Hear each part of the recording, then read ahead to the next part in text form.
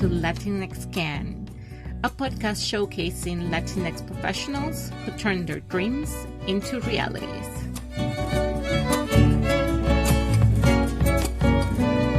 I'm your host, La Doctora Jenire Flores Delgado, and today I'm here with Dr. Agustin Diaz, one of the people who have helped me make this podcast a reality, and he is here to tell you, sí se puede, my friends, sí se puede.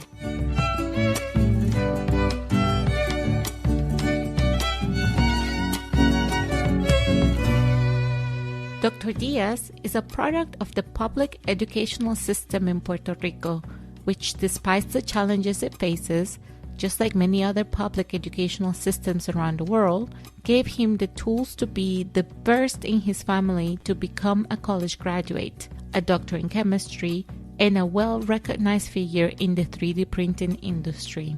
Dr. Diaz is proof that our circumstances don't determine what we achieve in life, and he encourages you to be resilient, bold, and to work hard to achieve your goals.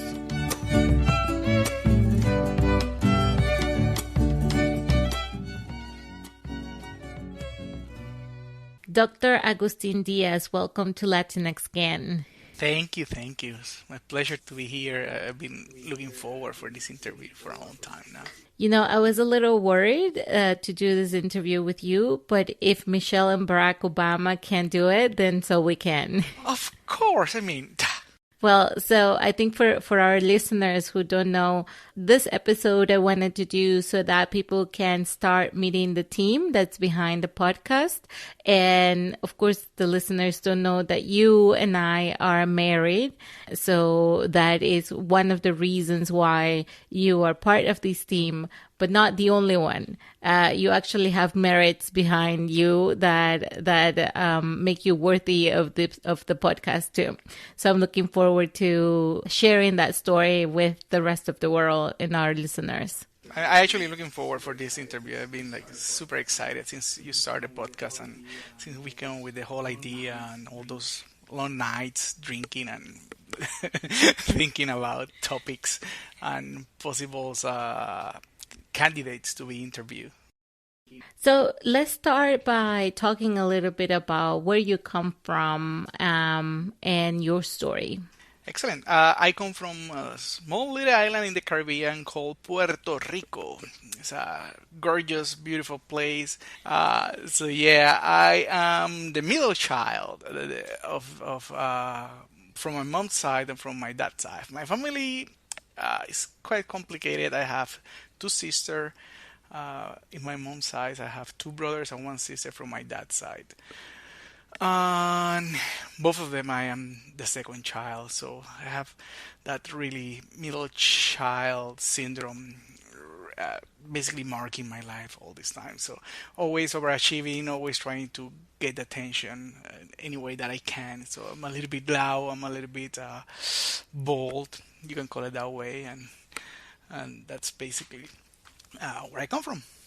Growing up in Puerto Rico, tell us a little bit about the education you received. So I started in the public system of the education department in Puerto Rico. I never have any kind of private school, so a little bit more into it. In Puerto Rico, think about the public school system. It's really similar to the United States, with the difference that the public school do not depend on the tax and the tax bracket in which that neighborhood is. Basically, everybody got the same type of education, same type of resources, which is not the best type of education. It's a lot of struggle.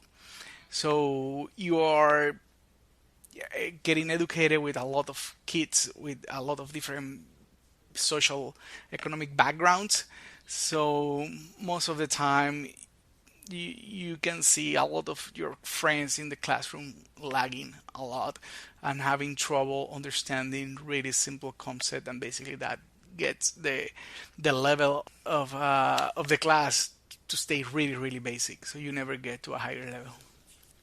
And was that the case for you? Lagging behind or having difficulty understanding the concept? No, as I mentioned to you, basically I was this middle child or achiever. I'm always really like hyperactive. Back in the days, that wasn't a condition that you get diagnosed with. So I was always like looking to learn something, and I catch basically everything really, really quick. And then I get bored, and I get a little bit mischievous, and I always was talking. And the only way that the teachers can handle me was by a lot of punishment. So I remember getting punished every single day. Uh, you have to get like this school paper, and you have to write on each line, I won't talk in the classroom. Like Bart Simpson. Yes, yes, and each day was like 5, 6, 7, 10 pages of that stuff because I honestly got everything really quick, but it was everything really really basic. So yeah, at some point I started to helping other kids at school, but again, you get punished by that kind of behavior. So yeah, I kind of got a little bit rebel and mischievous, and became kind of a prankster and a joker. Started making a lot of jokes, and So you eventually went on to go to the University of Puerto Rico and study chemistry, right? And you've told me that was the first time where you realized that the education that you had received was maybe not the best. Tell us a little bit about what that experience was entering the University of Puerto Rico, and why do you decide to study chemistry? yeah, yeah. So let's start with the admission test. You gotta take an admission test to get into the university. Here in the United States, it's called the SATs. In Puerto Rico, we have a version of it. It's called the College Board, and basically that comes. I think it's like 5 different parts. Two of them are mathematics. That you have Spanish as your native language, literature, Spanish, with a little bit of history got in there, and there was the part of English as a second language. And that's the first time that I felt I was like really left behind, because I got an amazing high score on those tests in the Spanish, cover a little bit of literature and grammar. I basically aced the math side of the exam. That was really basic math. Now I understand it was super basic, basically algebra.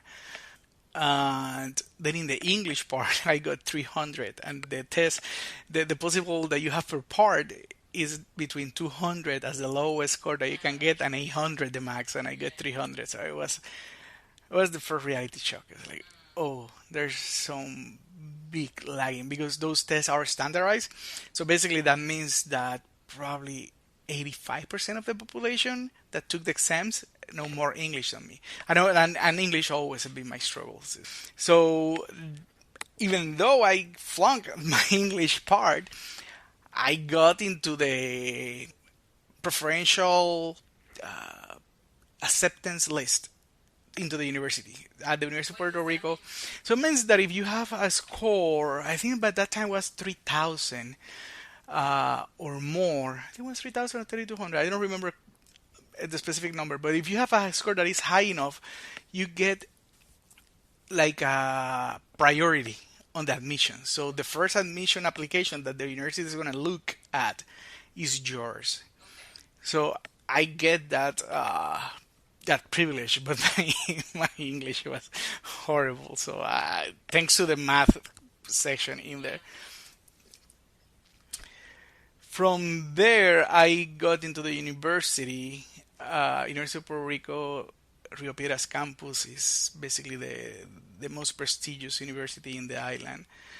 And you got there the best of the best that you can get in the island. So my peers there were coming from private colleges, like fully bilingual type of private schools that they basically teach all day in English, and they just speak Spanish on breaks. Why was English so important to speak at the University of Puerto Rico if it's a Spanish-speaking country? Yeah, as soon as you make it to the university, all the books are in English.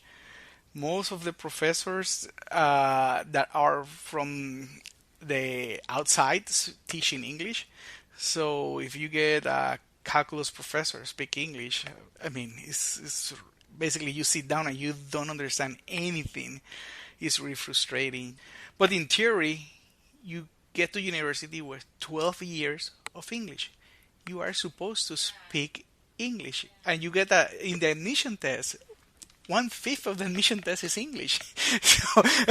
So, so in theory, and that is a disadvantage, right? Because if you don't have a good education, so you are automatically disadvantaged. And then just think in English. English was the most obvious for me.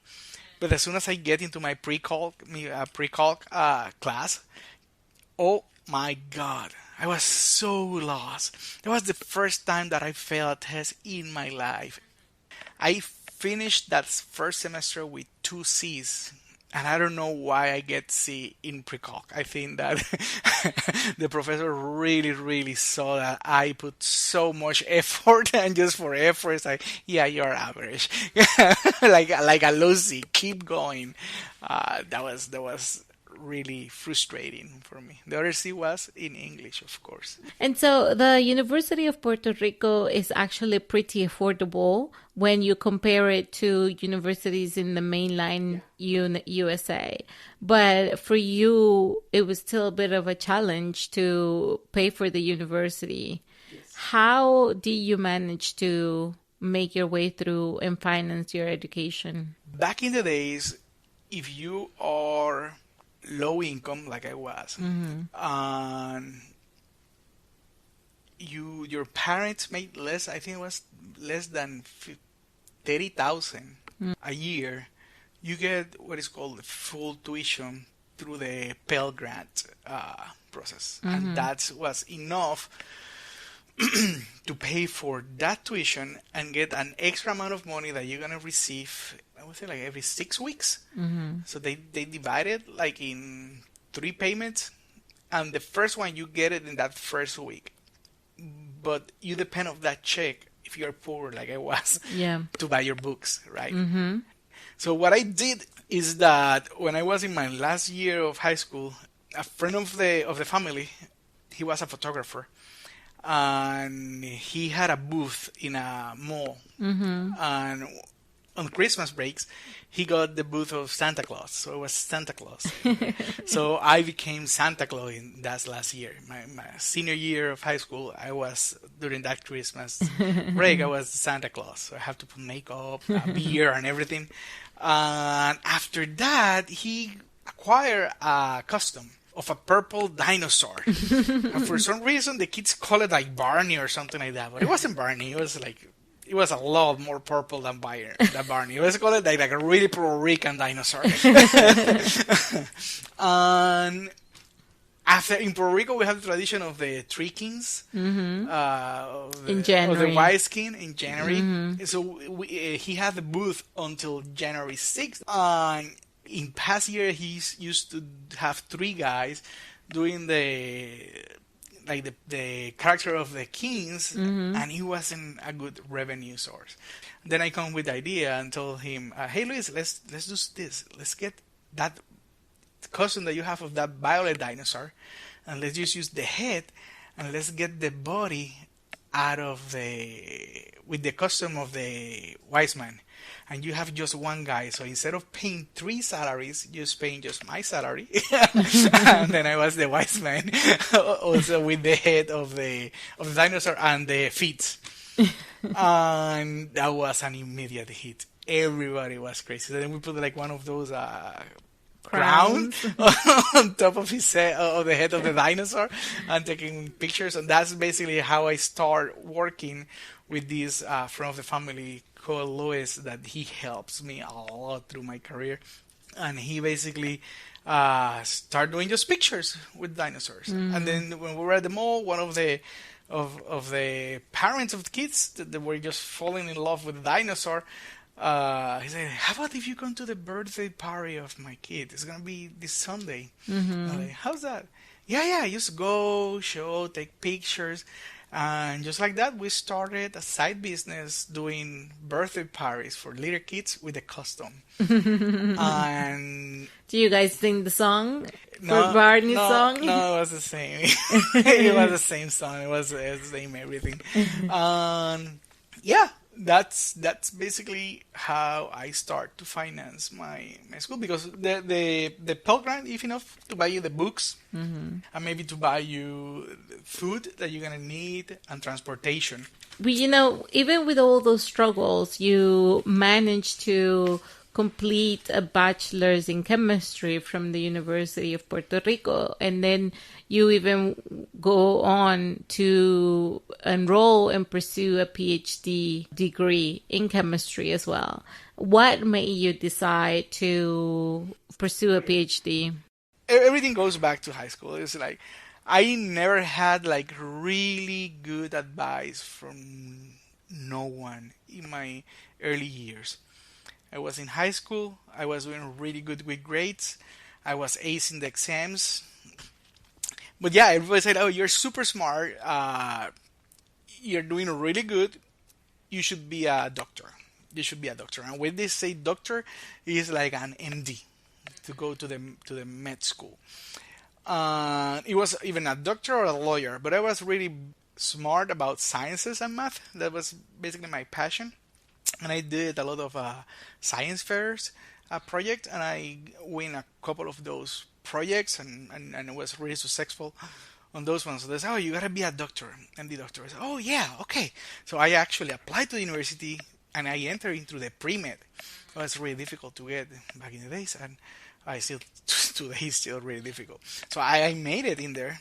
It was small details like I cannot see blood. I cannot deal with saliva or excrement, or like, I don't do body fluids. I am extremely sympathetic, so if I see someone suffering, I am suffering and crying, and sometimes the person that is hurt end up like comforting me because I like what in the world I was thinking. And I honestly was a little bit lost in high school. I asked school counselor what I should do, and she was really prompt to give me a couple of exams, like aptitude exam, and they say that I was supposed to be a security guard. Uh, and of course, I'm an outlier into that kind of environment. I don't think that they have even the tools to create metrics to identify talent like me. And honestly, I wasn't the only one at the school that was smart. I have a lot of friends that were super smart. They were like so eager to learn, but for some reason they never made it. I think that they didn't have the tools. We don't have the orientation. We didn't know. But long story short, I get to the university to the pre-med, and then into that first year, I got my grandmother got an accident in the house, and she fell, and basically her head got completely open. So, and she started bleeding like crazy. And I got the adrenaline rush. I automatically get the towel, put a tourniquet in there, stop the bleeding, get it into the car, make it to the hospital. And we get to the hospital, to the ER. Automatically, they let us in. They say, "Who's with her?" "I'm with her." "Can you come?" He's like, "Yeah, don't worry. I'm studying medicine. I got this." I got in there, and they start asking me questions like, which type of medicine she's drinking. I mean, I knew all the medicines dosages. So, I mean, I was going to be a doctor. I knew until the doctor take the towel out, and I saw the skull of my grandma. And the next thing that I remember, I am waking up in the floor. My grandma is in a table alone, and all the doctors and nurses are on top of me trying to wake me up. I completely pass out. I destroy some equipment. Rumor has it that I owe the Hima Hospital in Caguas a couple of stuff that I broke when I fall down. So yeah, it's like, no way. So I was already in the pre-med. I start thinking is like, why do I really like? Why I feel passionate? I'm good in math. I'm good in science. I actually love a lot of chemistry. All my science fair projects was basically about chemistry. So I decided to try chemistry and give it chemistry a try. And I switched concentration, and it was perfect. And so why go for a PhD? So that was kind of serendipity. Orientation. I didn't have a real mentor I was finishing my bachelor. Still, I don't have a mentor or a counselor. I did a couple of small research projects uh, in a lab, but I never like sit down with the advisor to talk about my future.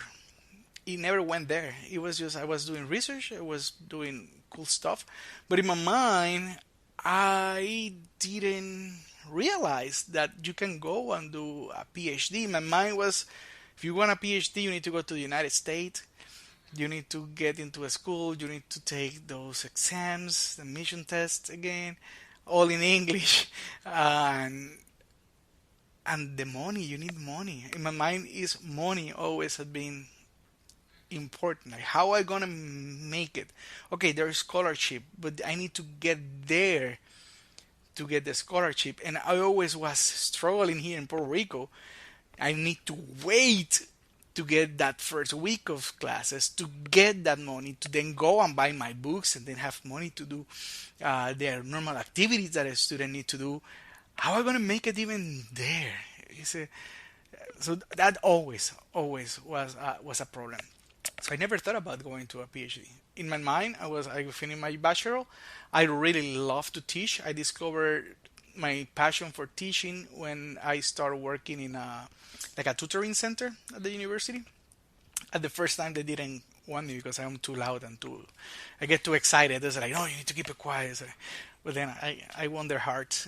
I started working basically for free, and then everybody was getting in there looking for me, so I can explain them. And they, okay, we hire you.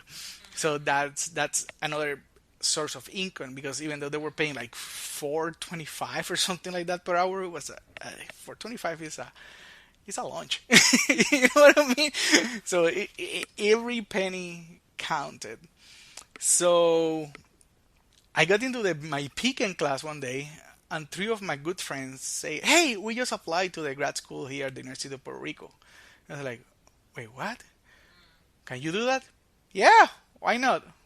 "How the process work?" "Oh, it's really go online, get the application." That time going online to look for application was a process takes hours. It's really low internet. It's low internet. There was no such thing as really easy to edit PDF or nothing like that. No. So I went and right away I got accepted as a PhD, because in my mind I never finished my story about the teaching. I did a second concentration in my third year of bachelor's in chemistry. I did a second concentration. A second major, you like mean? a second major, yeah. So I did basically all the courses for teaching. And in my mind, I was like, okay, I'm gonna try to go to industry as my bachelor. The pharmaceutical industry is really big in Puerto Rico. So, but by the time that I graduate, the economy was already going down. So the economy hits really bad in Puerto Rico in 2004. I graduated my bachelor in 2003. So, but you can see the sign by 2003. Or I would be a high school teacher. I in my mind never get that PhD stuff, and just by serendipity, I was there. They asked me. It's like, yeah, sure, let's stay together, let's do it, and that's what I did. But in my mind, it was like a backup plan. It's like, okay, I'm gonna get to this grad school thinking while I'm still active looking for jobs. So it was a backup plan that turned out to be the only plan. The only and only plan, because the economy get flunking. That's actually, well, I don't know. I mean, the only reason why I chose to do a PhD is because I didn't want to go back to Venezuela. And finding the job as an international student was going to be very difficult. So I just said, well, my only choice really is to go for a PhD so that I can become more competitive. And then in 4 or 5 years, I can find somebody to sponsor my visa. And that was really the only reason. After that, I don't know if people think that going to grad school, you really have to be invested in the science and want to solve cancer and find a cure for cancer. I think in the majority of the time, it's not like that. The majority of the time is either you don't have a job, so you just go for grad school, or the economy is really bad, so then you might as well just go for grad school. I don't think what makes it easier is that when you do a PhD in STEM or in the STEM field, science, technology, engineering, and math, you get paid to go to school. You don't have to pay. And so it becomes a reasonable option to follow. So that is something that I didn't know. And actually, in my final year of a bachelor, I discovered that there were specific programs in the university that pays undergrad to do research and pay good money. They were paying $800, but back in the days, $800 was $800 a month to do research. And I got in one of those programs. They called the RISE program in my last year, an amazing source of income. And they have like seminars every week, but most of the seminars were in English, and I still was struggling with English a lot, and I kind of didn't catch a lot of what's going on. But it was in there that I realized that what was grad school, and that grad school was an option, and there were financial aid to grad school. That's when I learned that you can make some money. As soon as I get accepted to the University of Puerto Rico for your PhD, I got a from the head of the department, of the chemistry department, to go and talk with him. And I went, and he told me that I was actually the second in the class, and that there was a fellowship that was going to help me a lot. And so, but even then, you struggled with English, but you still made it through a PhD, and then went on to do postdoctoral positions. Tell us a little bit about what a postdoctoral position is and why would you follow that path? Well, my story is a little bit weird. It's a lot of stuff happened to me during my PhD that opened the doors for me to get out of Puerto Rico and meet people outside and start doing networking really early in the game. So by the time I finish my PhD, I can read and understand all the English of the world, but I cannot understand when somebody talk to me in English unless they have the closed caption. It was difficult. But through this program that I get involved with, they push you to go out and present your research. And my advisor that was doing research was really prompt for us to go out and present the work that we were doing in his lab. And that's basically how I start to getting more exposition outside of Puerto Rico and trying to speak the language and see what is the reaction of native English speakers. It's really different that when you are with your peer in the island, they basically bully you for not having your proper English and bad pronunciation or whatever. So that fellowship in my last year took me to a conference called Abracam, and that was the first time that I was outside of Puerto Rico in a university trip, representing the university and talking English with people. Oh, what I thought that was talking English with people. That's a whole new story, right? And whether people understand or not, it doesn't really matter. You sound right in your head. That's all that counts. A couple of beers always help. Nevertheless, I get into my PhD, and I realize there's all these scholarships for underrepresented minorities in sciences, and I start applying to basically all the opportunities that we have at the University of Puerto Rico for those fellowships. So as soon as I got there, I got this fellowship called Bridge to the Doctorate from the Louis Stokes Alliance Minority Participation, part of the NSF, is administered by the NSF.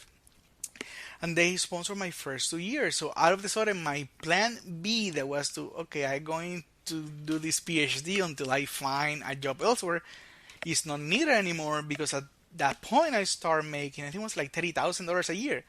That was a good income. There was more income that my mom have ever done working, or my sister. And I was getting paid that amount of money to go to school. Exactly. So all of a sudden it's like, wow, okay, this seems to be something that might work. Not just that, those programs give you opportunities to go out to conference in your area and meet important people. And that specific fellowship push you to go out and find someone that we admire in our field and give them an invitation to go to the island to give a presentation to us, to the whole department. And that's the graduate seminar. But the fellowship basically paid for all the expenses. And geez, that was amazing. So I created that specific person was Patrick Farmer. He was at the University of California in Irvine. And I invited him, I met him, and from there we started a collaboration. And we actually have a paper together in biochemistry. We ended up having a paper together. And my third year, I'm an overachiever. My research project always have been really, really challenging, and sometimes they are beyond the capacity of the facilities that I am at. So it gets complicated, and I need a really specialized type of instrument that we didn't have in Puerto Rico. And actually, it was really difficult to locate it within the world. But guess in which department that instrument was? UC Irvine. The fellowship paid me to go to UC Irvine in a summer and learn how to use the instrument, and do the experiments there. That same fellowship paid me to go to the University of Columbia in New York another summer to use a specialized instrumentation from the lab of Nicolas Turo. He was basically the father of photochemistry and photophysics, and do experiments in there. And is this the bridge to the doctorate fellowship? The first one, NASA Space Grant. The NASA Space Grant was the one that paid for UC Irvine. Then I got to Columbia. That was RISE. That was another fellowship called RISE. I also get another fellowship called AGEP.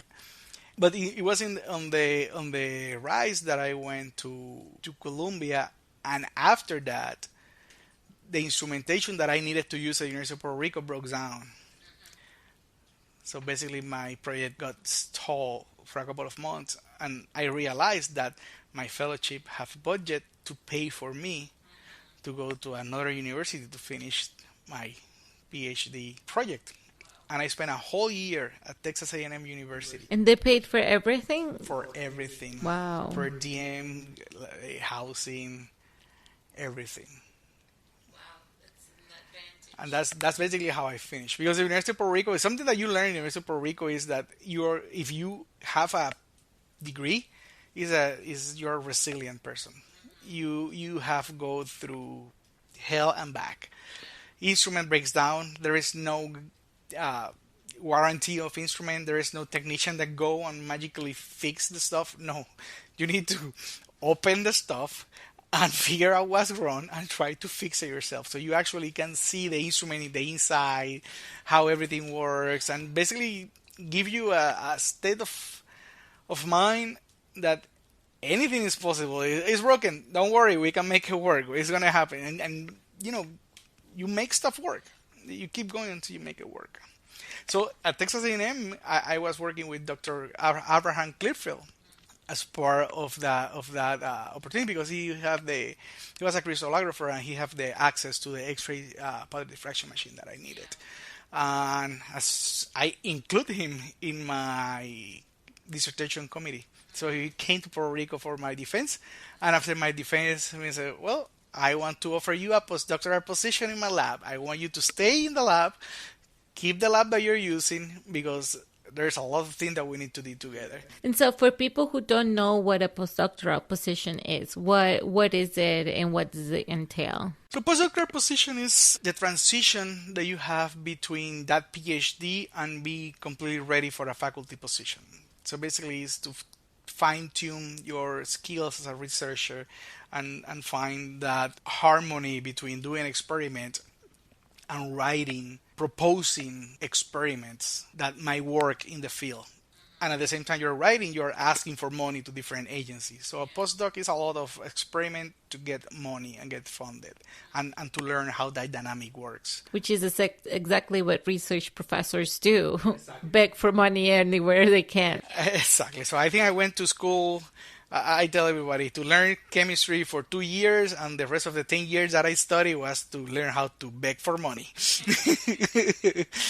And one of the sources of funding that you got during your postdoctoral position was the Ford Fellowship. And I know for a fact that was a very significant fellowship in your life. Can you tell us a little bit more about that? Yeah, the Ford Foundation Fellowship is a specific type of fellowship that wants to increase the diversity in the academia, in the national level. So basically, they give you monetary help. They pay you for you to push and finish your PhD study and to pursue a position in academia, to then increase that diversity in all the departments that are lacking everywhere right now. So that basically get me into the mindset. I really love science. I really love teaching. I want to be a university professor. And I was going to be a university professor. And I get in there, they give you the tool. They have an amazing network of amazing people that help you and mentor you. And that's when you get the real good advice. They're really front, they're really honest. And this is how it goes. This is what's happening. This is the dirty secret that is going on out there. This is the kind of stuff that you need to deal when you are in there. And they do an annual conference that basically you go there and you, for the first time, you see a lot of people like you.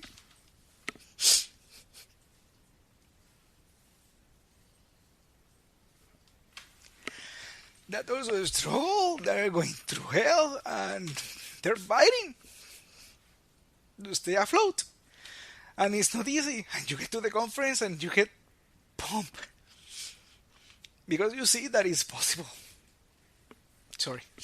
I get emotional. I really get emotional about... we call it the Ford family. Yeah. Because it's like a family.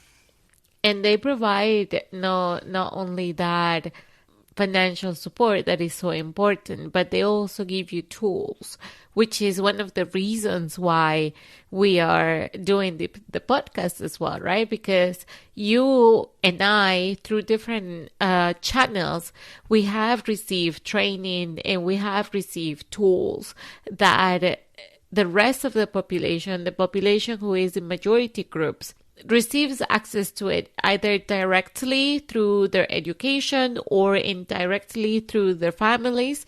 And for people in this community who might not have that generational wealth and knowledge, we don't get exposed to it that easily. For you, it was the Ford Foundation and the fellowship that provided a lot of those tools. And for me, it was actually my job and the opportunities that I've had. But it's the reason why you're part of this team, because you have access to a huge network of professionals who are fighting so hard to not only bring themselves up, but to lift others as they come up and to share the knowledge and the experience and to motivate people to really follow the dreams. And this is the reason why you're part of this team as well. Yeah, so we are like the unicorns. So you go there and say, hey, I'm not the only crazy bald guy, loud, and you know that you have like something like the imposter type of syndrome, and you always like trying to fake it till you make it, so you go there and you don't need to fake it anymore. So we'll add a little more information about the Ford Fellowship in the show notes for people to follow, but it's definitely one of those things that that's going to keep coming up, because a lot of our guests in the podcast come from this Ford network that is so beneficial to communities And so, like you said, you thought that you were going to be a professor. That's what you indirectly prepared for throughout your career. But you actually ended up working in industry. Not only industry, but the 3D printing industry, which at the time when you started about 6 years ago, it was fairly new, very small, sort of a niche industry. It's a little bigger now, but it's still very white dominated. And you are again this brown guy, bold and loud, coming into these spaces. Tell us a little bit how you made your way through the 3D printing industry to be a very well known and respected scientist like you are now. So yeah, I during my last year of postdoc, I was looking for a faculty position basically anywhere. I applied over 32 openings, and all I got was rejection letter after rejection letter. No feedback, no nothing. My mentor honestly didn't know what to do to help me anymore. And I got a little bit frustrated. And I was asking everybody, is I'm doing something wrong? I get all my material to people. No, everything looks fine. It's just it's tough times. I've been always moving in life and getting these really good academic achievements in really difficult times. So every time that I get in something, the economy fails or something happens, and like so in my last year, I started working in a project with the oil and gas industry, and I get really involved into it, and I move a little bit more into material sciences, and I did a little bit of surface chemistry in there. And out of the blue, this headhunter contacted me through LinkedIn, and he offered me a position in this small company that is 40 minutes from where I live, College Station, and when I have my girlfriend at the time, also studying chemistry. So he said, well, sounds good, but again, I'm gonna do this as a backup plan. It was a small family-owned company, and they were doing research on surface finishing of metal components. So it's basically polishing metals to achieve better performance, and they're really big on the gear industry. So when I arrived, I started learning how the process worked and all the details, formulations, and everything was going around. And this project kept showing up with that was really extremely challenging. And guess who is an overachiever and loves the challenge? This guy. So there's something, a new technology called 3D printing and additive manufacturing. They were doing metal components out of powder. So I saw it, it's like, wow, those parts were really, really rough. The technology is amazing, but the technology cannot be applied in the real world until you solve the big issue of the surfaces of these components. These components are really, really, really rough and basically hampers all of their properties that make them so likable. So I saw that and I said, like, this is gonna be big. So I kind of started doing small projects here with parts that were coming from our big customers. At this time, there was like, can you do the magic that you do in normal components on this? Send it to me. Let me give it a try. Let me see what I can learn from there. Yeah, but so you made sure that people knew you. You started creating a network in that field. And it's a field where, again, you were, to put it in the positive light, you were the unicorn in the industry. So how do you forge your way through? How do you make a name for yourself in that industry? Yeah, so basically, I looked into the network. So 3D printing was having a lot of conference all over the world. The first conference that I went, oh Jesus, it was a completely aerospace conference, and I get into this big ballroom, probably like 1,000 people in there, and I just get in there and look around. My gosh, there was not a single minority inside that I can see in there. I would say like probably 10% of them were women, maybe less, but predominant white people. Then like in a third conference, I meet a professor from the UTEP. He's Mexican. It's like, oh, finally another person of color. Because at the beginning, everybody kind of like ignoring me. So it's like, I gonna get you at the networking event. At the network, you start drinking with them, you sit, you start doing small talk, just making stupid jokes, you start being loud, you start being loud, bold, you show passion for what you do, and that stuff is contagious. But you mentioned something interesting, because the advice that I always got in grad school when we were preparing to apply for jobs was to, dress very neutral, dressed in black or navy colors, black and white. Don't stand up. You have to blend in. Don't be too loud. Don't wear perfume that smells a little too much, because white people don't like it. They never say white people don't like it, right? But they always say, it's implicit. Now I understand that's what they mean, right? It means white people don't like that. And now I understand that is such a terrible advice to give anybody. I used to be like that when I was on my PhD, really humble, really laid down. At the Ford conference, show me. Be bold, be yourself. I start using my bow tie. I start using like a flower in my jacket. I start being loud, getting colors in my ties. You need to capture the attention of the public. If they remember you, they remember you. They know at this moment that they have oh my gosh, I need somebody in Surface. What are they gonna think? What is the crazy guy that wear the bow ties, or that is really loud, or they love to go drinking after the conference? Yeah. That guy is gonna help me. So it's a call for being yourself, right? Even though the rest of the world tells you that you shouldn't. There's nobody else like you, and so you always have to be yourself. Yeah, basically you start taking advantage of your uniqueness. So you are the only brown loud guy in there. Own it. And so what is your advice for other Latinx people who are trying to make their own way in the world and their societies? Be resilient. Be bold. Remember that as a minority of a person of color, we have to work twice as much to get half of the recognition. Just know that it is what it is. You need to work super hard to get there, but it's doable. Ask for advice to the right people and listen to them. Don't be like me, that I'm here because it was serendipity. It was just luck was on my side all this time.